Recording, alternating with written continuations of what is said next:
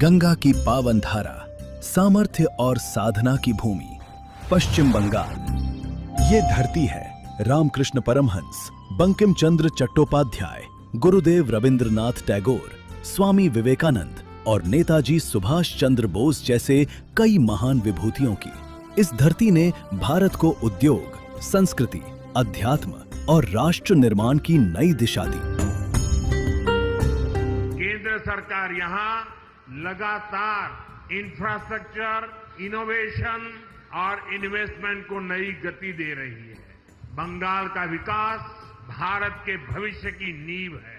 पिछले 11 वर्षों में माननीय प्रधानमंत्री श्री नरेंद्र मोदी जी के दूरदर्शी नेतृत्व में देश ने पोर्ट ट्रांसपोर्टेशन, जलमार्ग और रेलवे सेक्टर में व्यापक प्रगति हासिल की है।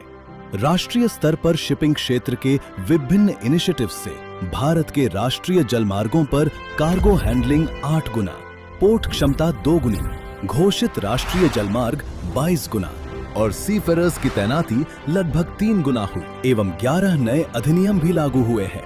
हाल ही में कैबिनेट ने 70,000 करोड़ रुपए की शिप बिल्डिंग पैकेज को अपनी स्वीकृति देते हुए इस क्षेत्र में एक बड़ा और निर्णायक कदम उठाया है। इसी कड़ी में पश्चिम बंगाल में लगभग 4,000 करोड़ रुपए के निवेश से जल मार्गों और बंदरगाहों के विकास से जुड़ी परियोजनाएं लागू की गई हैं, जिसमें कलकत्ता व हल्दिया डॉक के PPP के प्रोजेक्ट्स शामिल हैं और हाल ही में 1,040 करोड़ रुपए के 2 नए PPP प्रोजेक्ट्स भी शुरू किए गए हैं। इन सभी पोर्ट विकास को लेकर प्रधानमंत्री जी के विजन का विशेष लाभ पश्चिम बंगाल के लोगों को भी मिला है। रेल सेक्टर में भारत ने ऐतिहासिक रफ्तार पकड़ी है।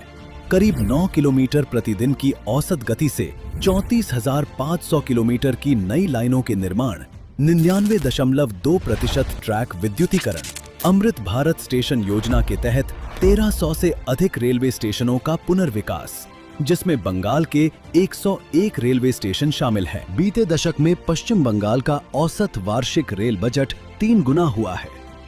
देश भर में 164 वंदे भारत एक्सप्रेस ट्रेनें संचालित हैं, जिनमें से 18 सेवाएं पश्चिम बंगाल में हैं। पश्चिम बंगाल की ऐतिहासिक भूमि पर आज प्रधानमंत्री श्री नरेंद्र मोदी जी के नेतृत्व में विकास के इसी क्रम को नई परियोजनाओं द्वारा